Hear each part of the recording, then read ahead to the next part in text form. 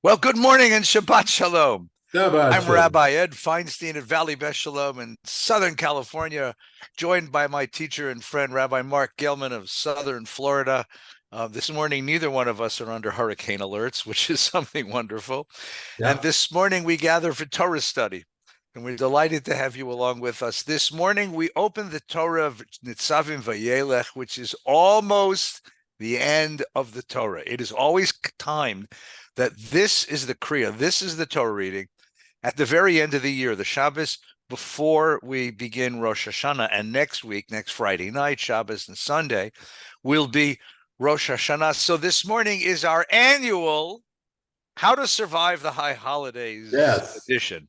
Yes. My dear friend, Rabbi Marc, we're going to be sitting in synagogue We or are. I'm going temple, to be up in Temple Beth Torah on and Long I'll Island. be here at VBS, and we'll be there with our friends and relatives. Yeah. Lots of people who don't come to shul regularly for hours and hours and hours and hours. Some of our places have beautiful music, some not so much. The question mark this morning is, how do we think about these holidays that will get us through the holidays? What should we be thinking about during these holidays as we begin them that will give us something to ruminate, something to reflect, something to meditate on during those hours of prayer that will make the holiday fruitful for us? I mean, certainly to endure the holiday, we'll all find something to do, but I want to meditate on something important. I want to think about something that really opens up parts of me and parts of God during these holidays. So let's begin. The Torah portion begins, as you know, with the strangest sort of statement. Atem nitzavim hayom. You're all standing here today. And Moses says to the people, it's the end of his speech, his long 2-year long retirement address. He says, you're here, all of you, from the rich to the poor, everyone together, including the kids. And not only you, but the generations to come are here with us as well. What? What What? does that Really? what does that mean? So What does that how can he mean? talk to the generations to come? It sounds a little science fiction-y, you know? Yeah. This is Twilight Zone stuff. Right. Twilight Those of Zone for you those who of you are a younger not generation. born, Right. who are not born, who are not here, who are nowhere yet, are here. Right. What? What does that mean? Tell me what that means. This is why I'm your partner and your friend and your student, as well as your teacher, occasionally, only Yeah. rarely. No, no. You get to answer this, not me. I, Well, I don't know. so I'm here's what it only does. So wondering. there's if you've ever been to an experimental theater Yes. where in theater, there's something called the imaginary fourth wall. Right. We're looking in on a room. We're looking in on an enclosure where characters are relating to each other. And we, the audience, are invisible to the actors. They're engaging with each other. That's the fiction, the shared fantasy of theater. But occasionally, a theater person, an actor, a writer, a director, will play a trick on us. And they will break down the fourth wall. And Right. the actor turns to us and talks to the audience, recognizing that there is an audience there. And suddenly there's a shift in consciousness, a little dizzying actually, because we are now part of the scene. We are now in the drama.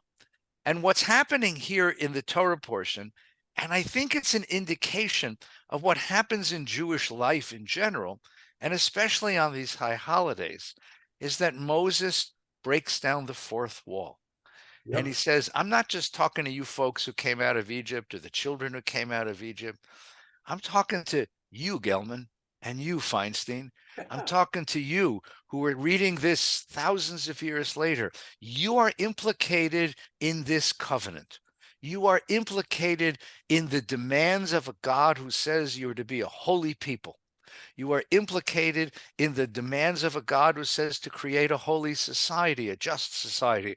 You are all former slaves in Egypt. You all remember the bitterness of oppression, and you are all now recruited to the grand task of creating holiness in the world where human beings are respected and held up, and everyone is implicated. So the time is erased. All of a sudden, there's no time. Moses and us and every future generation yet to come is contemporaneous. We're all living on the stage at the same time.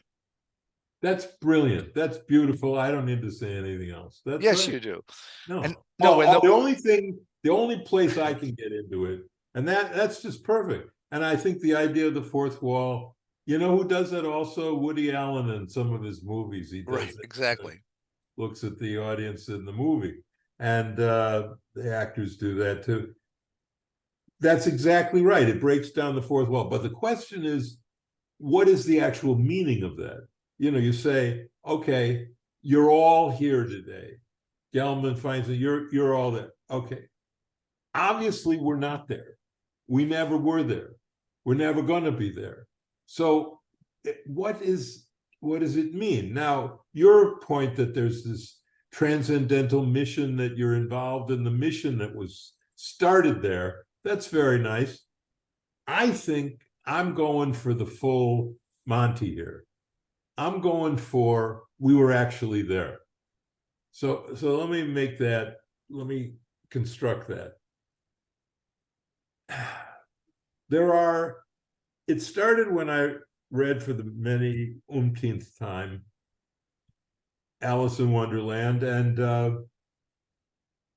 I'm looking at the wisest figure, the Cheshire Cat, and I'm looking at the rabbit hole that he sort of guards, and you go down the rabbit hole, and all of a sudden you're in Wonderland, and you're in this different place.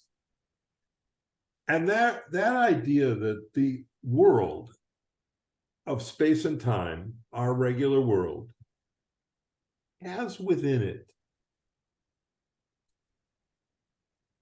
a couple of rabbit holes. And they're described in the Torah, which is why the Torah is revealed by God, because only God could create a rabbit hole.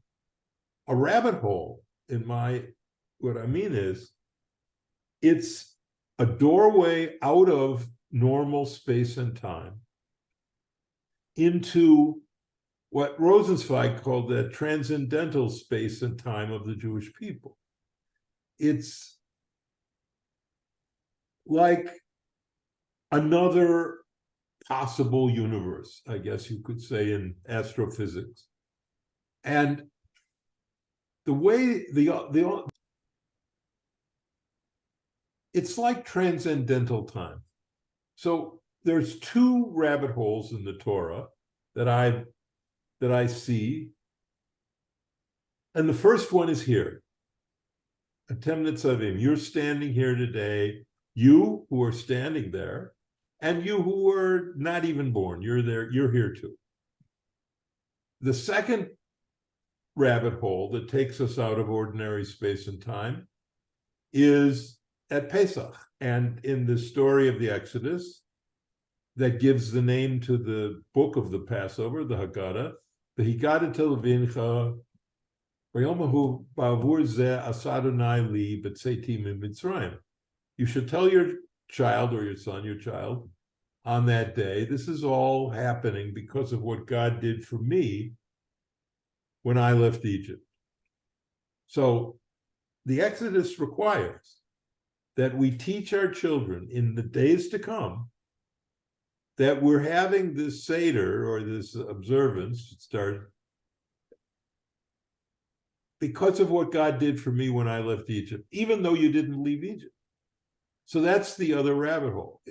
We are required to say and believe that we were all at Sinai and Atem Nitzavim, and we are required to say and believe that we all left Egypt.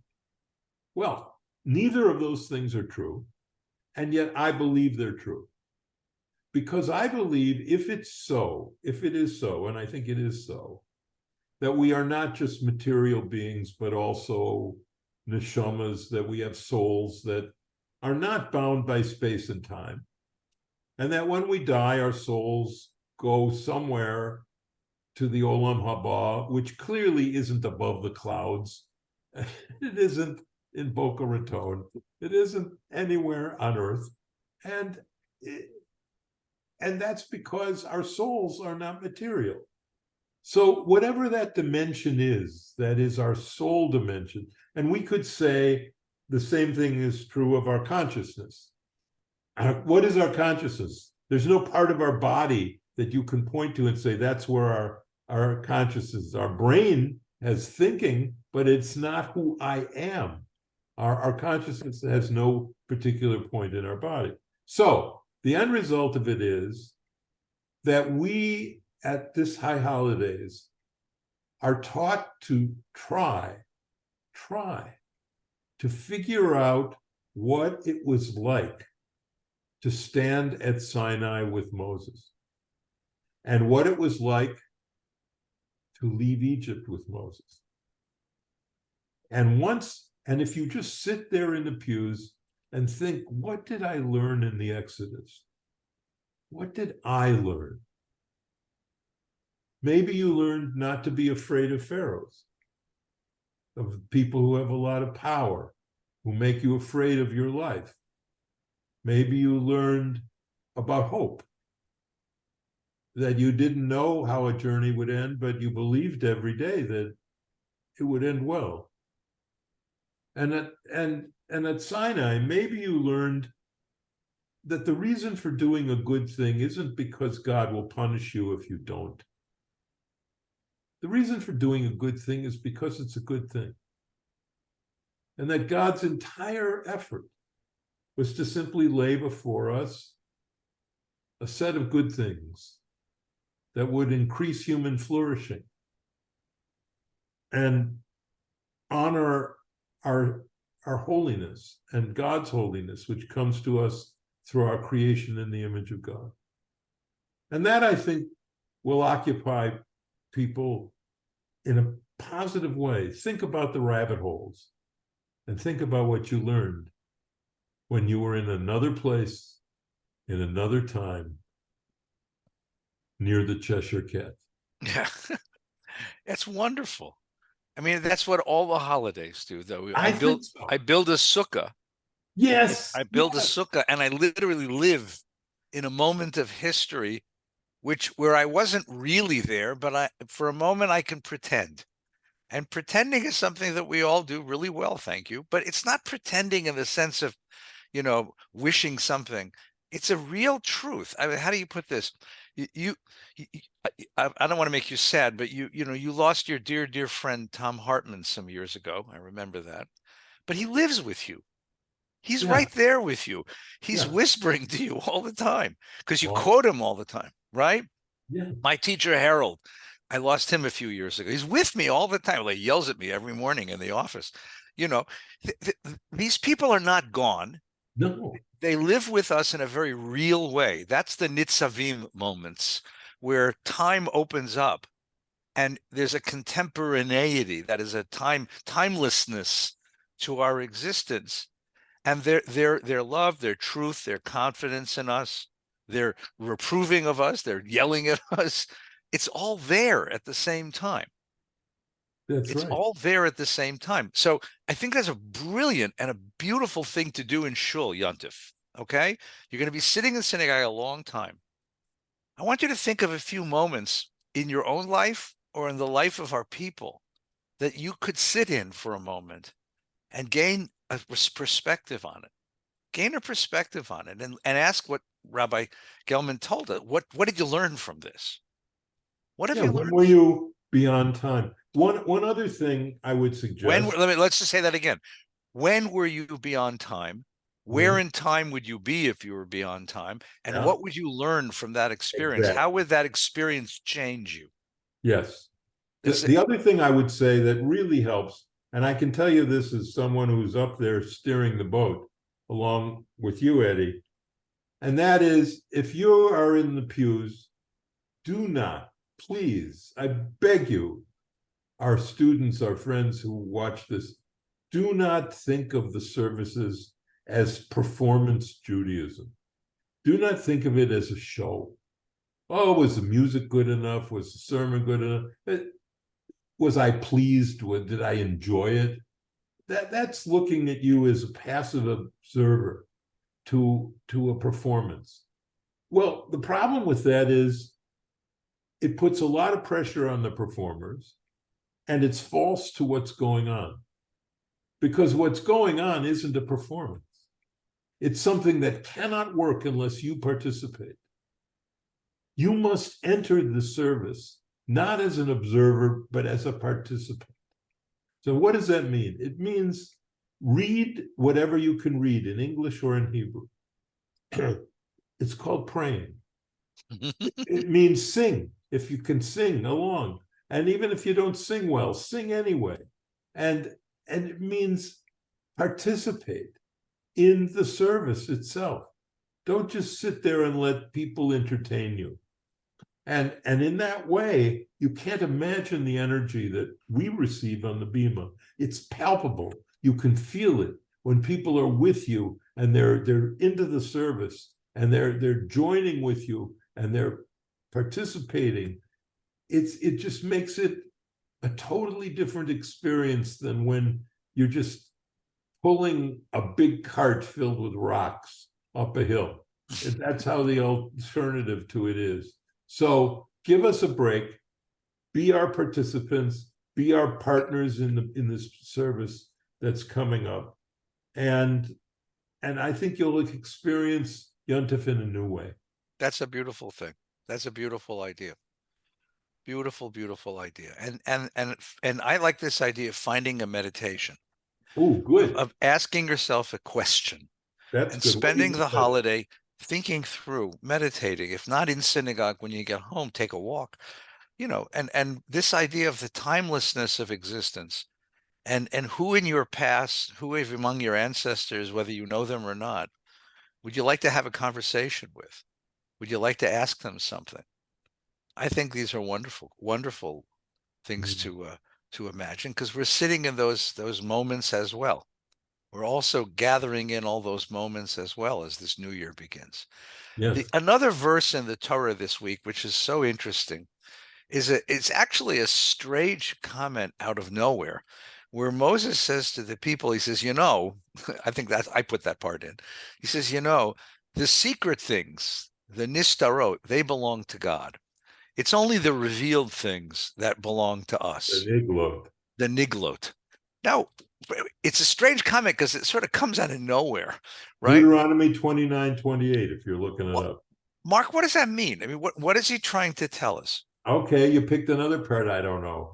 Oh, good. This one is really bizarre because you think the Torah, we say, in fact, we talk about Revelation, the phrase is Torah mina shamayim, means the Torah from the heavens. Torah is a revelation. It reveals things to us. But this is the key to the entire Torah. The Torah doesn't reveal everything to us. You know that old joke, I taught you everything you know, but I didn't teach you everything I know.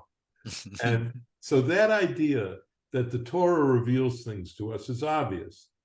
Love your neighbor as yourself. We got the golden rule.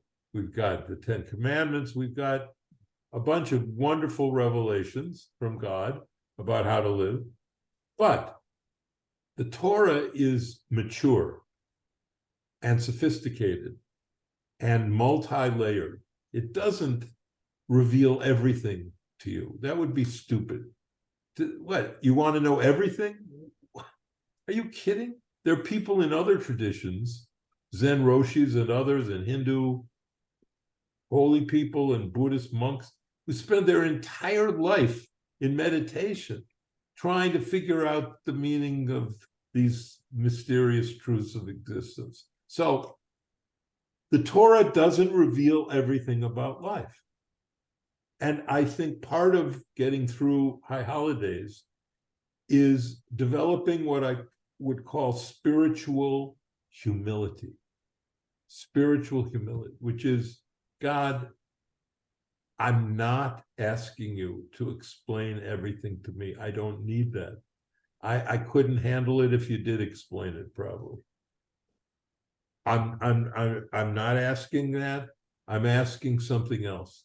I'm asking you to give me the strength to accept the parts that I don't understand about life. Eddie, when I look at the news, which is increasingly rare now because it's so depressing, when I look at the news, and particularly when I look at, when I was at ABC and they would bump us and we couldn't go on one day because there's some bloody, awful catastrophe. And they'd say, oh, sorry, God Squad, you're not on Good Morning America because we have a story, and if it bleeds, it leads. So I don't listen because I don't like to see blood. But the thing about the news is that if you're able to watch the world and not understand certain things, it's okay. When I see evil, mass shootings and just pure evil, I don't understand it, and there's nothing in the Torah that helps me understand it. Pharaoh is as bad as you get, Amalek is as bad as you get, but it never explains why they were that bad. And I think the reason is evil is one of the hidden things. Evil is one of those hidden things that only God understands, how pure evil can exist in the world. And the second, so that's the revelation. The other is, why do people fall in love? I'm counseling a bunch of people now, and one of them, a dear friend, is on his fourth marriage. And I've tried to explain to him, look, you're a terrific guy, and I love you, and you're a dear friend, but you are a bad picker. You are just a bad picker. You pick women who are not good for you. Why is that? How did you turn into a bad picker? And the answer is obvious. You don't know what's good for you. You don't know what you need. So try in high holidays to think about, what is it that you really need? Not what is it that you've picked in the last year. You picked a new car, you picked, living a fancier life you picked whatever you picked. How about not what you picked, but why did you pick it? Why are you picking what you're picking? And are these good choices? How about picking a weekly or monthly volunteer stint at a soup kitchen? Or someplace, yeah. How about signing up for Eddie's classes? How about doing that? You have a chance at Valley Beth Shalom. I can say this. I have no product placement here. You have one of the great rabbis in the world and one of the great teachers in the world, and you could study with him, and many of you don't. What are you, crazy? It's like you go to heaven. Some of the guys in the 5th century, you live next door to a guy named Socrates, and you never ever asked him to go out for coffee and talk about what's real? What are you, nuts? So the point is, what did you pick this year? And maybe you could be a better picker this year than you were last year. I'm trying to pick less desserts. I'm trying to pick less carbohydrates. And I'm trying to do that. But it's also, I'm trying to read more fiction. I don't like fiction, but I don't like novels. I always read nonfiction because I always read philosophy. And it sort of soured me on that. And I'm trying to get back to reading novels, but anyway, whatever it is that you're picking and whatever it is you're not picking, do a little inventory while you're sitting there in the pews. What did I pick this year? And what did I refuse to pick? What did I have a chance to pick? I had a chance to have a yearly subscription, like Betty and I had, to Jazz at Lincoln Center in New York. It was a schlep to come in from Long Island, but to hear Wynton Marsalis, once a month to do that was great.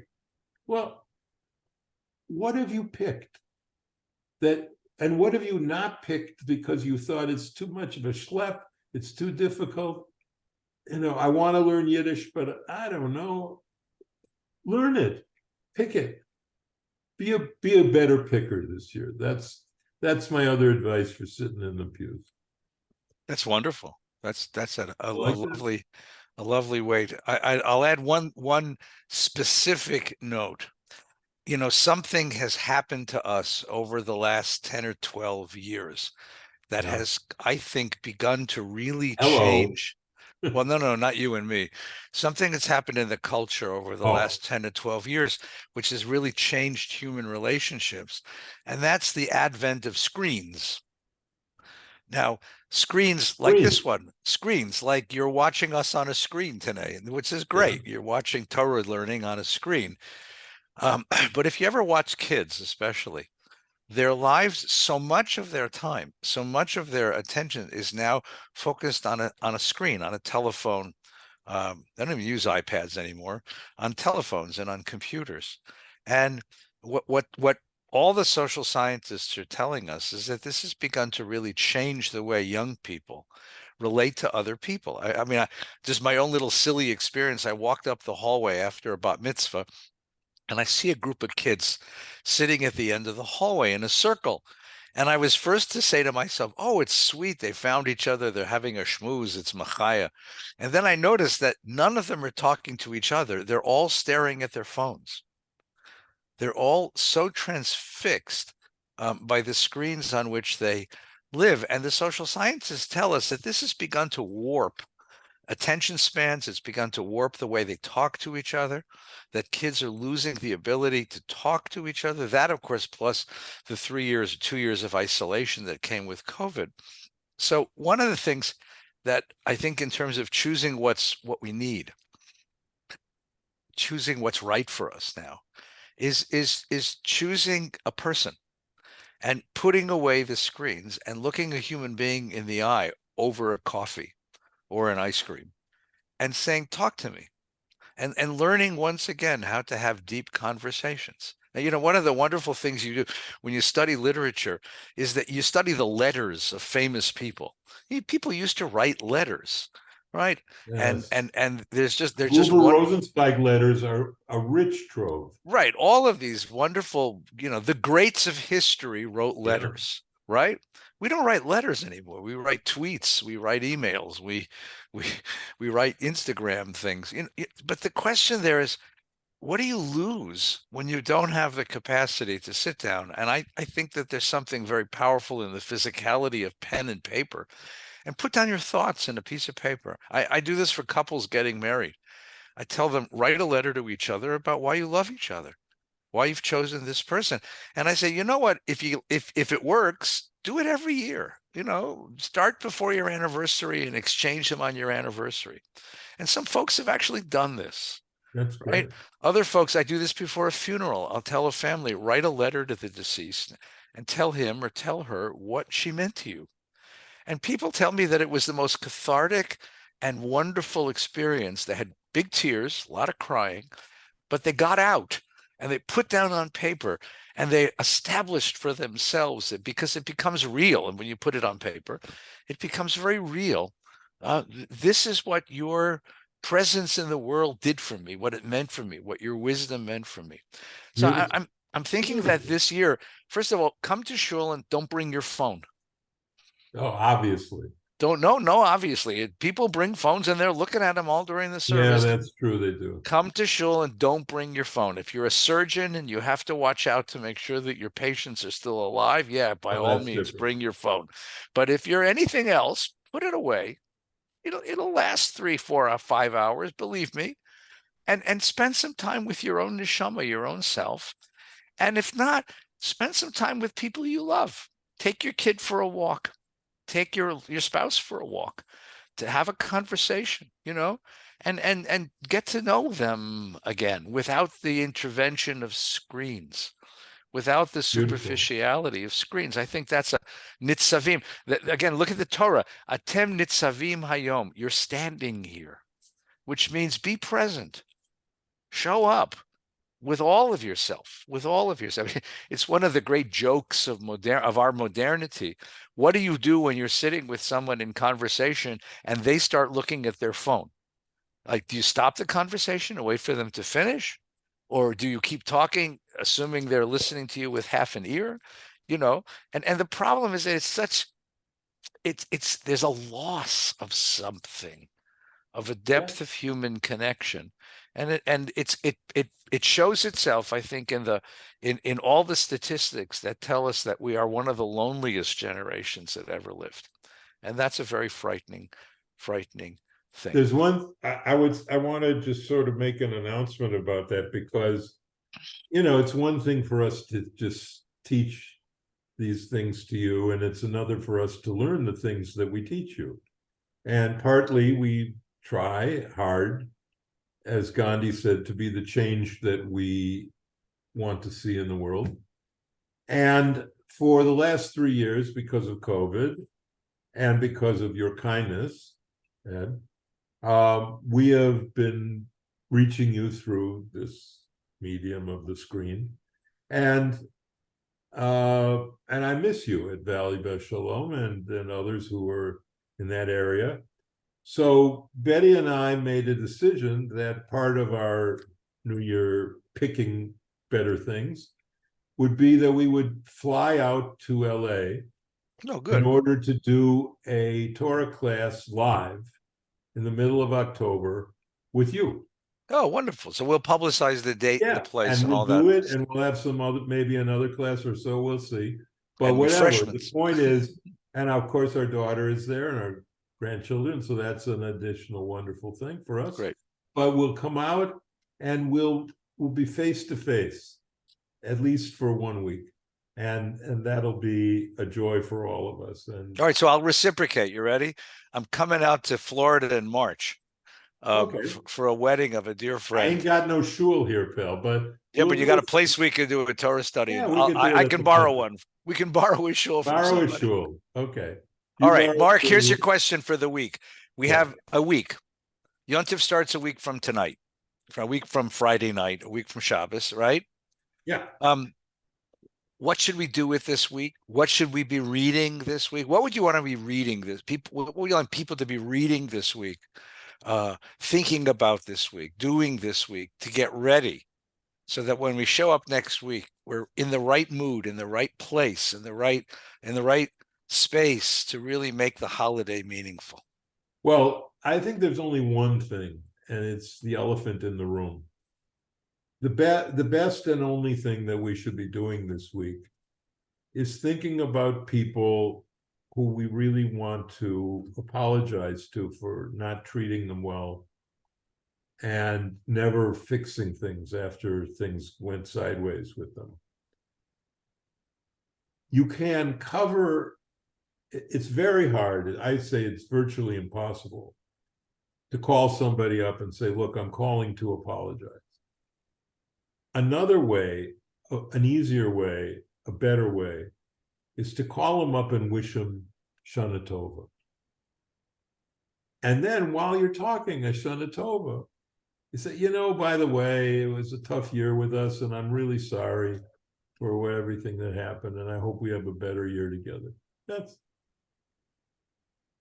That way, you start with a Shana Tova. It's not so daunting, but you're really calling to ask their mechila, their forgiveness for ways that you might not have treated them well. Beautiful. That's lovely. What is there a book you like to read before the holiday, or that you recommend folks take a look at before the holiday? Well, the Velveteen Rabbit I read every year before Yontif, which is about what is real. It's a children's book and a wondrous book. Every year I read The Old Man and the Sea. I read that again before Yontif every year, because it's about being satisfied with the journey and with fishing, not with catching. Because I realized that I'm going to be a better fisherman than a catcher of fish my whole life. I've always been a better fisherman than a catcher. And so the old man learns that in Hemingway's greatest novel. And I read that every year. And then I read Mary Oliver's poetry because she's my favorite poet, a non-Jewish American poet who just had a deeply spiritual heart. And you can find her books online and her poems. I would start with the volume Thirst, and I read her poetry as well. And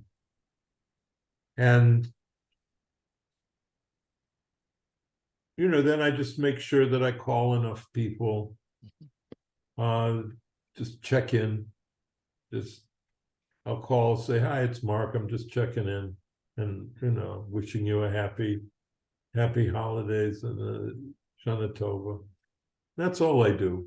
That's beautiful. That's wonderful. That's not all. That's beautiful.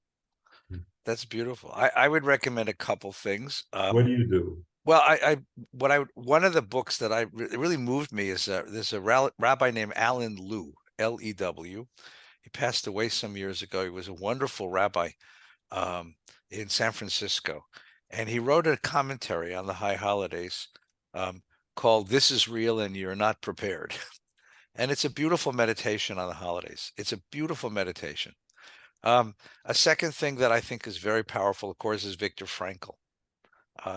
Man's Quest for Meaning, which is his story of going to Auschwitz and watching the inmates and finding out what is our freedom even in the most unfree circumstances, and the power of a human being to find meaning even in the worst of events.